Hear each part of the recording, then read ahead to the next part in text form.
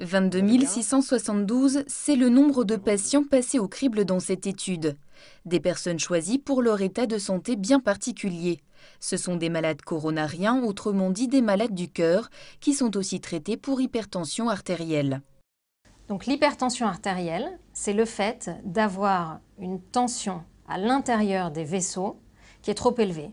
Quels vaisseaux? Les artères, c'est-à-dire les vaisseaux, les tuyaux, qui conduisent le sang depuis le cœur vers les organes.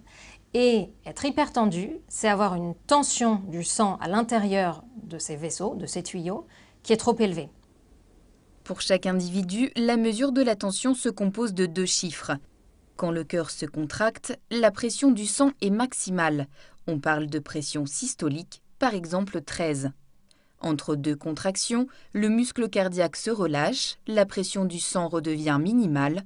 On parle alors de pression diastolique, par exemple 8. Des personnes sont dites hypertendues quand leur tension est supérieure à 14,9. Pour ces malades, il faut rabaisser la pression sanguine dans les vaisseaux. Mais une question fait débat chez les spécialistes du monde entier.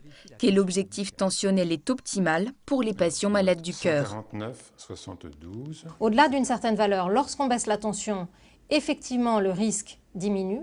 Mais ce qu'on observe dans notre étude, c'est qu'il y a un seuil en dessous duquel, si on descend en dessous de ce seuil, eh bien, le risque cardiovasculaire augmente de nouveau.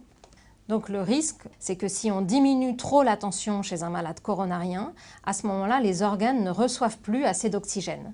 Et donc on peut faire par exemple un infarctus du myocarde, mourir du cœur, parce que les organes en fait ne reçoivent pas la quantité de sang dont ils ont besoin pour fonctionner. Les résultats de l'étude sont clairs. Il faut abaisser la tension des patients à la fois hypertendus et malades cardiaques, mais surtout pas en dessous de 12,7. Car les risques de décès et d'infarctus du myocarde sont alors les mêmes qu'avec une tension très élevée.